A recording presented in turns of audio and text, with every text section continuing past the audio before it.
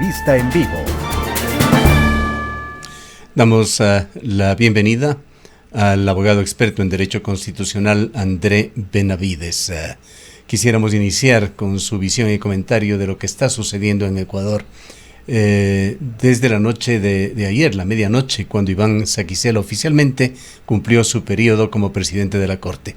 Y se presenta nuevamente una situación sumamente incierta en la cual hay varios actores como el Consejo de la Judicatura, la propia Corte Nacional de Justicia y otros que están atentos, muy atentos a lo que suceda. Entendemos que jueces de la Corte Nacional de Justicia que no están de acuerdo con esta prolongación de Iván Saquicela, que ha pedido al Consejo de la Judicatura se realice, se reunirán el día de hoy y eventualmente podrían tomar alguna decisión alternativa. ¿Cómo ve la situación, abogado Benavides? Buenos días, estimado Gustavo, un cordial saludo para usted y para toda la audiencia de Antena 1. Pues bien, estamos en una situación bastante complicada en la función judicial y esto es una consecuencia, es un daño colateral de las malas actuaciones y omisiones que en su momento tuvo el Consejo de la Judicatura de Terán. ¿Y por qué digo esto?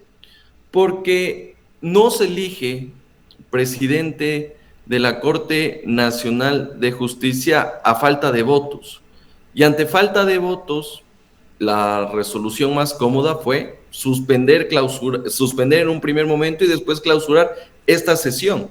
Y en ese sentido, al no escoger presidente de la Corte Nacional de Justicia, lo que debería proceder es una nueva sesión con jueces titulares. Pero el problema es que el concurso de jueces de la Corte Nacional de Justicia ya fue declarado desierto.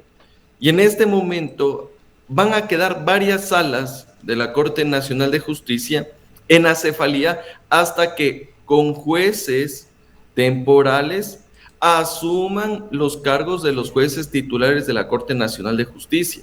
Pero algunos dirán, bueno, ya están los conjueces, y con los conjueces hay quórum, y con los conjueces pueden haber los votos para designar a la próxima autoridad de la Corte Nacional de Justicia, y la respuesta es que no, porque el Código Orgánico de la Función Judicial nos dice exclusivamente que la votación será con jueces titulares, y es por eso que prácticamente se ha allanado el camino para que la Procuraduría General del Estado, con una interpretación con la que yo no estoy de acuerdo y con voluntad política, el señor Saquicela termine prorrogándose en funciones hasta que en algún momento se haga el concurso de jueces de la Corte Nacional de Justicia y en algún momento existan los votos para designar a su autoridad. Entonces, vemos que aquí en realidad las situaciones fácticas que se han dado y adicionalmente con este pronunciamiento de la Procuraduría General del Estado, prácticamente han desconocido algunas disposiciones de carácter legal, principalmente del Código Orgánico de la Función Judicial. Abogado Benavides, usted considera entonces que la prórroga no procede, pero esto provocaría un entrampamiento ahí, toda vez que tampoco puede, pese a que ha habido una autoconvocatoria de los jueces de la Corte Nacional, creo que para el mismo día de hoy, para intentar resolver esta situación, pero no hay el quórum, no hay los 12 jueces que se requeriría para avanzar en caso de ser posible en una nueva elección. Esto quiere decir que efectivamente está en acefalía la Corte Nacional. Se acepta la prórroga. El Consejo de la Judicatura no ha emitido, pese a la solicitud del día de ayer de Iván Saquicela, de esta acción de personal, disponiendo en este caso o posesionando en este caso a Saquicela como presidente, dándole continuidad en estas funciones. Mire, un cordial saludo, estimada Rosana. El Código Orgánico de la Función Judicial nos dice lo siguiente: usted puede prorrogarse cuando estamos hablando de actuaciones jurisdiccionales. Y en este caso tampoco podríamos estar hablando de acefalía de la institución. ¿Por qué? Porque el propio Código Orgánico de la Función Judicial dice, miren, ante ausencia definitiva y simultánea de presidente y vicepresidente del organismo, tiene que principalizarse en este cargo el juez más antiguo. Y en ese sentido, el juez más antiguo debería hacerse cargo de manera temporal de la presidencia de la Corte Nacional de Justicia. Existe la salida jurídica. Y también es importante tomar en cuenta lo siguiente, que el presidente de la Corte Nacional de Justicia en funciones presentó una solicitud de interpretación a la Procuraduría General del Estado, consulta que no procede, porque estamos hablando de un cuerpo colegiado que debía pronunciarse para hacer esa consulta a la Procuraduría, y eso lo dice el artículo 3 de la ley de la Procuraduría. Pero vemos que la Procuraduría, a la final del día, no tomó en cuenta estos aspectos y emitió un dictamen. Un dictamen que salió a los 3 días. Imagínense usted cuando hacen otras consultas, otras autoridades del Estado. Se demoran meses, se demoran semanas, pero cuando se trata de este caso, salió a los 3 días. Entonces, aquí no es una cuestión de tener una posición en contra del doctor Saquicela. Aquí es una posición de la institucionalidad, de respetar el marco jurídico, al menos mínimos legales. Pero eso es lo que no está ocurriendo en este caso. Doctor Benavides, si es que la judicatura, con su representación administrativa y de gobierno, no hizo oportunamente esta consulta a la Procuraduría y lo hizo Saquicela, tema que es desconocido por Álvaro Román, ¿tiene tiempo todavía la judicatura para subsanar esto y hacer algún tipo de consulta, o es ya demasiado tarde ante esta acefalía en cuanto a cantidad de jueces que se presenta? Yo creo que más allá de hacer una consulta, porque la consulta ya está hecha, ya la judicatura ya no puede, en mi opinión, no puede hacer nada, a pesar de que podría pedir la interpretación o la inteligencia de otra norma que tenga que ver con este mismo caso. Pero aquí la forma de aplicar o ejecutar esta situación es en función de acciones de personal. Y si el Consejo de la Judicatura le va a dar acción de personal al doctor Saquicela, ya esa es otra cosa. Pero aquí lo que debería hacer el Consejo de la Judicatura de manera inmediata es realizar el concurso de juez de la Corte Nacional de Justicia. Es lo que procede, es lo que se debería hacer. Y vemos que todavía eso está suspendido, está parado, no se lo hace. Y así podríamos decir que primero que el doctor Saquicela puede estar prorrogado en funciones algunos meses, y adicionalmente tendremos en las salas de la Corte Nacional de Justicia jueces que estarán haciendo de juez de la Corte Nacional. Entonces, evidentemente esto no abona en algo a solucionar los problemas que tenemos en la administración de justicia. Ya salimos del señor Terán, afortunadamente, pero ahora estamos en este problema de no saber quién es el presidente, quiénes van a estar a cargo de las salas, etcétera, etcétera, etcétera. Deberíamos creer además entonces, abogado Benavides, que debería asumir la presidencia de la Corte el juez más antiguo. ¿Esto de quién depende? ¿De esta autoconvocatoria de los jueces que han quedado en la Corte Nacional, del Consejo de la Judicatura? ¿Quién debe decidir esto? Esto debería decidir el Consejo de la Judicatura como órgano de administración y gobierno de la función judicial. El tema es muy sencillo. Es decir, el Consejo de la Judicatura debería posesionar como presidente de la Corte al juez de la Corte más antiguo. Es que ni siquiera es una posesión, sino es una cuestión simple. A ver, en este momento los señores Saquicela, imprese la vicepresidenta Muñoz, ya han acabado su periodo y han perdido competencia en razón del tiempo, porque pueden estar en la presidencia 3 y vicepresidencia 3 años. En este momento no tenemos autoridad. ¿Qué es lo que nos dice, me parece, el 198 del Código Orgánico de la Función Judicial? Que ante ausencia definitiva de presidente y vicepresidente, asume el juez más antiguo. La Judicatura debería certificar quién es el juez más antiguo y emitir la acción de personal. Pero ni siquiera eso hacen, sino que están esperando a ver quién les da interpretando, quién les ayuda a ver cómo se hace, cuando aquí es una cuestión de aplicar la norma. Pero claro, esto se vuelve más complicado cuando tenemos este dictamen del Procurador General del Estado. ¿Y qué papel ha jugado por una parte y cuál debe jugar la Procuraduría, cuyas decisiones por lo general son vinculantes y en este caso no, pues deberá absorber ese error de haber atendido a una solicitud de Saquicela para dar un dictamen? Creo que la Procuraduría General del Estado actuó un rol fundamental en esta situación. Que estamos en una situación de incertidumbre, pero para tratar de arreglar aquello, emitió este dictamen que yo no lo comparto, Y como usted bien lo señala, Gustavo, es un dictamen vinculante. Entonces, el momento que ya existe ese dictamen y al ser vinculante, las instituciones del Estado están obligadas a respetar aquello más allá de que no estemos de acuerdo. Entonces, ahí más bien el procurador, en realidad se incomoda lo que voy a decir, pero el procurador actuó como un actor político.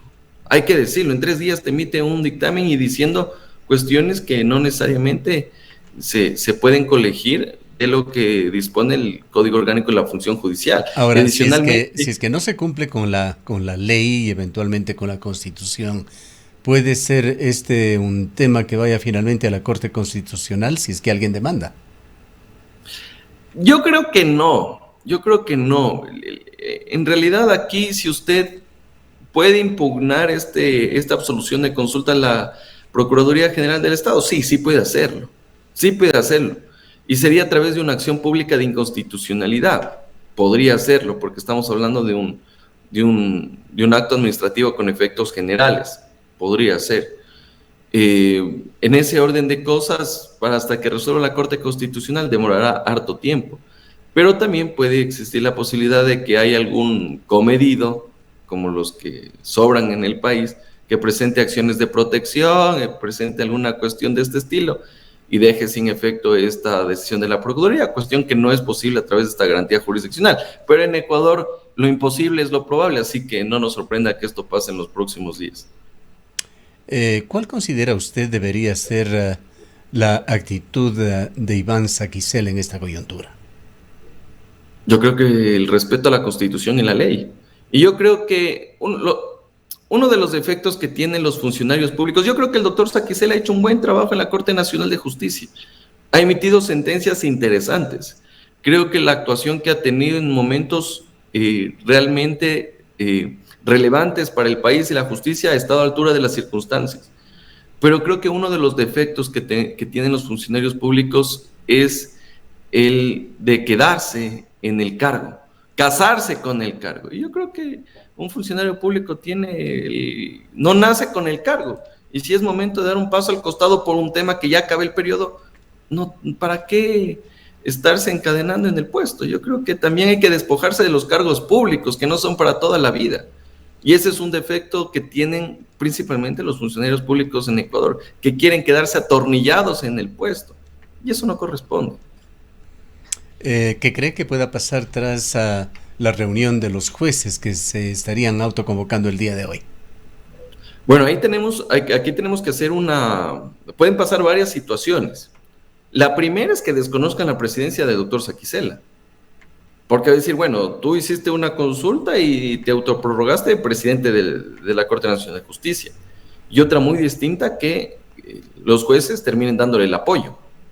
¿Ya? Entonces tenemos dos escenarios, que pierda legitimidad y en otro ratifiquen el criterio de la Procuraduría General del Estado.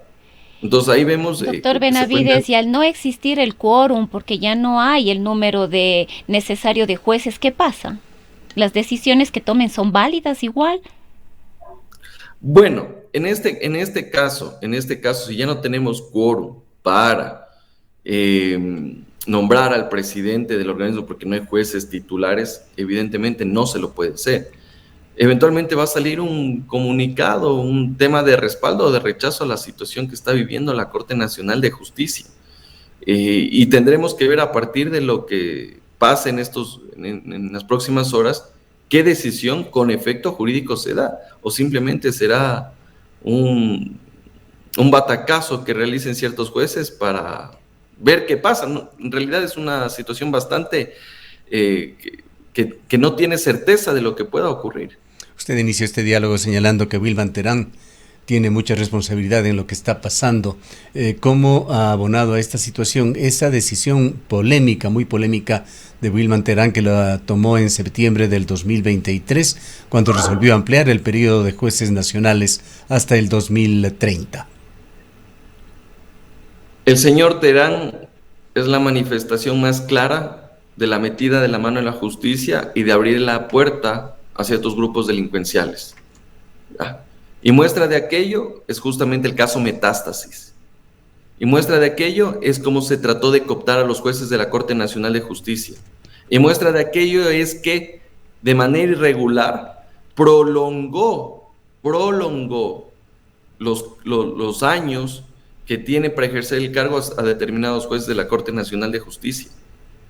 Entonces, claro, era una salida realmente política, porque si tú participas en un concurso para completar periodo y te dicen, bueno, aquí falta juez de lo penal y fue destituido respecto de la evaluación y le faltaban 3 años, usted participa para completar ese periodo de 3 años. Pero el señor Terán cogió y dijo una resolución, no es que solo son los 3 años, son los 9 años que tiene que hacerlo. Entonces ahí vemos una situación irregular porque él lo que procuraba era cooptar jueces de la Corte Nacional de Justicia. Y por eso es lo que él emitió esas decisiones. ¿Para qué? Para decirle, te puse los 9 años, me debes el favor. Entonces, creo que el Consejo de la Judicatura actual, al momento de ya cesar en funciones a esos jueces que le estaban prorrogando y dejar sin efecto esa resolución de Terán y Muñoz, hizo bien. Porque eso es lo que dice la normativa, es lo que dice el Código Orgánico de la Función Judicial. Bien, pasemos a otro tema totalmente coyuntural. Hoy en aproximadamente 1 hora y media estará reuniéndose la Asamblea Nacional para tratar proyectos económicos urgentes. 3 tendrá que resolverlos en esta semana e iniciará con el quizá más polémico, el de la elevación del IVA, que hay un espectro de posibilidades allí en cuanto hacia dónde vaya. Iniciemos con su análisis de los dos extremos. El uno, esa sombra, esa duda que existe de que por el Ministerio de la Ley sea aprobado este proyecto tal y como lo envió el presidente Noboa. Y el otro, que sería el otro extremo, el eventual archivo del proyecto. Bueno, yo creo que aquí más bien se presentan otros escenarios adicionales, más allá de los que en este momento ha vaticinado usted, claro, Gustavo. Le decía los extremos, pues en el intermedio hay una cantidad de posibilidades, sí. Claro, el primer escenario es que en efecto la Asamblea Nacional apruebe tal como está el proyecto de ley. Ese podría ser el primer escenario. El segundo escenario es que en efecto la Asamblea Nacional niegue el proyecto de ley, ¿ya? Porque no hay los votos, etcétera, etcétera. El tercer escenario es que el proyecto de ley, ante ausencia de votos para aprobar o negar, termine entrando en vigencia por el Ministerio de la Ley. Y tenemos un cuarto escenario, que la Asamblea Nacional no solo es que apruebe el tema del IVA, sino que también apruebe otro tipo de impuestos que ya constan en el informe de segundo debate: contribuciones para empresas y sociedades, contribuciones para la banca y las cooperativas, y también el aumento del impuesto a la salida de divisas. Entonces tenemos 4 escenarios, tenemos uno más, porque también la Asamblea Nacional puede aprobar por bloques. Capaz no aprueba el tema del aumento del IVA, pero sí los otros. Y tenemos un sexto escenario: el presidente de la República recibe el proyecto de ley con lo que aprobó la Asamblea Nacional y con lo que negó con el aumento del IVA, y el presidente en veto presidencial decide incluir nuevamente lo que tiene que ver con el aumento del IVA. Y ahí sí, tener los 92 votos para poder ratificarse lo que aprobaste o negaste en segundo debate es casi imposible. Entonces, realmente las situaciones, las condiciones más bien, todas favorecen al gobierno nacional, salvo que se niegue el proyecto de ley, cuestión que creo que no existen los votos ni siquiera para negar. Y lo más probable es que entre en vigencia por el Ministerio de la Ley. Ahora, abogado Benavides, le escuchamos al presidente de la Asamblea Nacional proponiendo que se vote punto por punto, es decir, podrían aprobarse unas propuestas y otras no, aprobarse lo del ISD, las contribuciones a la banca, a las cooperativas, a las utilidades de este nuevo gravamen, a las utilidades de algunas empresas, pero no lo del IVA. Esto podría también ocurrir, pero esto podría pasar a un veto del presidente. Exactamente, Rosana, y yo creo que es un riesgo muy alto, es un riesgo bastante alto. ¿Por qué? Digamos que votamos en 4 bloques. Contribución a las utilidades de las sociedades, puede ser aprobado por la Asamblea, lo aprueba. Contribución para la banca, lo aprueba. Y aumento del ISD, lo aprueba. Y en lo que tiene que ver con el IVA, lo niega. Pero eso va a veto presidencial. ¿Y si el presidente de la República insiste en ese texto? Ahí tenemos un problema. Y tenemos un problema adicional que es importante indicarlo. La Asamblea Nacional no tiene competencia para crear, modificar o suprimir impuestos. Ojo con eso, porque aquí hay algunos asambleístas que alegremente están metiendo impuestos por la ventana, porque el único que puede hacerlo, de acuerdo al 135 de la Constitución, es el presidente de la República, porque es el único que tiene iniciativa.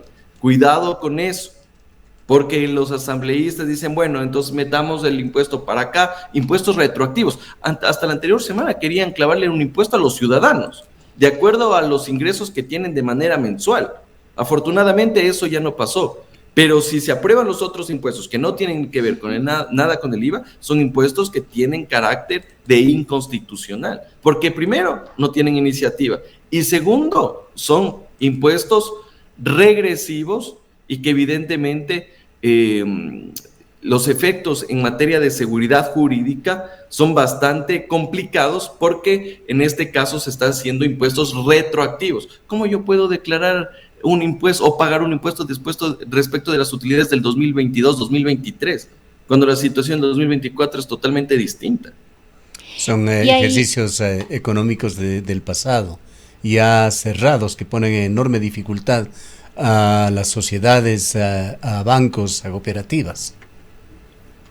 Por supuesto, porque usted está pagando un impuesto respecto de un ejercicio fiscal del año 2022 y 2023.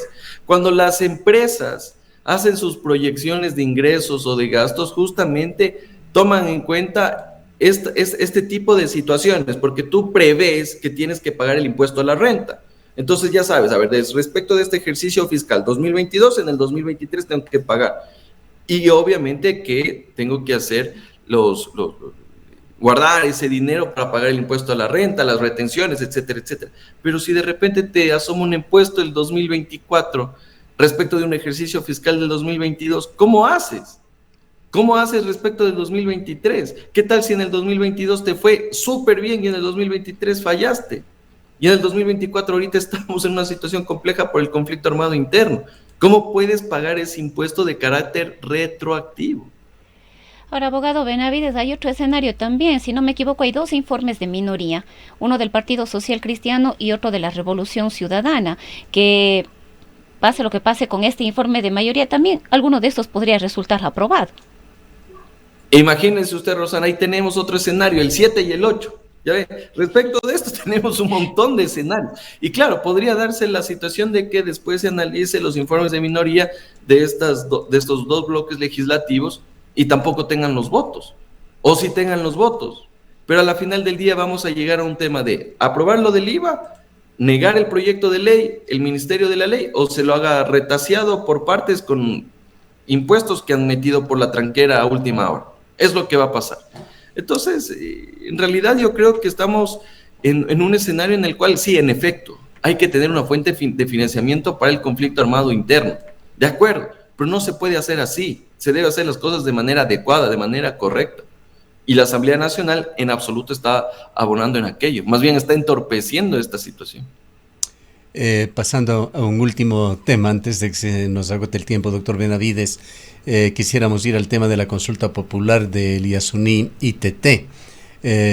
Ha trascendido a través de la ministra Andrea Arrobo que la posición del gobierno será presentar ante la Corte Constitucional un pedido para cumplir con el cierre de la explotación en el ITT en un periodo de al menos 5 años.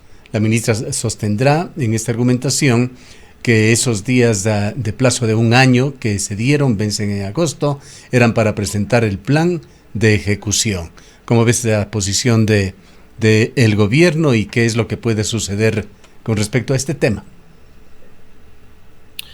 Yo fui una de las personas que estuvo en desacuerdo con esta pregunta de consulta popular desde un inicio.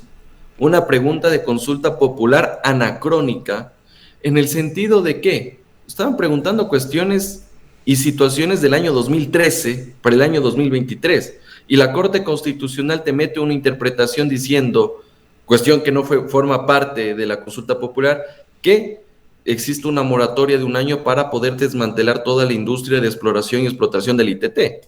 Eso es un invento de la Corte Constitucional. Entonces, la propia Corte Constitucional podría modular los efectos y decir que ese plazo para poder levantar la industria, de poder desmantelar, no sea de 1 año, sino sea de 3, 4, 5 años.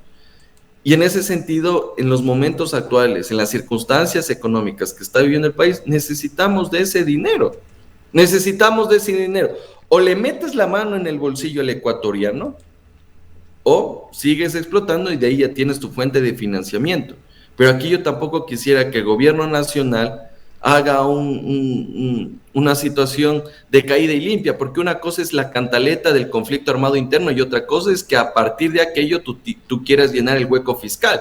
Entonces, claro, si te aumentan los impuestos, ya no solo es para el conflicto armado interno, sino también para llenar el hueco fiscal. Entonces, el pretexto de la guerra interna ha sido para otra cosa. Y encima, supongamos, te dan paso a la moratoria del ITT, son 1.200, 1.500 millones más. Entonces, ya no justifica que existan los impuestos que evidentemente le meten la mano al bolsillo a los ecuatorianos. Entonces, yo creo que aquí también hay una cierta responsabilidad de la Corte Constitucional. Y bueno, si es que se quiere dejar sin efecto la consulta popular o se quiere medir otros efectos de aquello, las cosas en derecho se deshacen como se las hacen, y si se quiere hacer aquello debería ser a través de una consulta popular, o la salida fácil, aunque no creo que la Corte Constitucional lo diga, que a través de una modulación del dictamen se diga que la moratoria será de 5 años. Y en cuanto a no respetar una decisión de este mecanismo de democracia directa, ¿cómo quedaría este antecedente con respecto a futuras consultas populares? Yo creo que si respeta aquello por vías de hecho, ahí sí estamos hablando incluso de un tema que puede generar responsabilidades administrativas, como la destitución del cargo. Pero si es que como las cosas se deshacen, las cosas se deshacen como se las hacen. Si hay un pronunciamiento popular que dice, bueno, ahorita estamos en otras circunstancias, ¿saben qué? Me retracto de lo que voté en el 2023. Y el pueblo en las urnas dice, sí, ¿sabe qué? Explórese y explótese el ITT. Bueno, se lo puede hacer, porque hay una voluntad popular. Pero evidentemente aquí tampoco hay que hacer tabla rasa del pronunciamiento del pueblo ecuatoriano en las urnas. Eso sería nefasto, más allá de que estemos o no de acuerdo con la decisión. Quizás el único camino, en caso de que esa sea la aspiración del presidente, sería convocar a una nueva consulta popular para que los ecuatorianos nos volvamos a pronunciar y digamos sí, queremos la moratoria. En efecto, así como el presidente de la República quiso meter la pregunta de los casinos para que vuelvan, podría presentar una pregunta de consulta popular respecto de la moratoria o la posibilidad de explotar el ITT. Podría hacerlo, tranquilamente. Le agradecemos mucho, doctor Benavides, por haber estado con nosotros. Muchas gracias por la invitación. Cordial saludo para todos. El doctor André Benavides es un experto en derecho constitucional. Son las 8:05 minutos.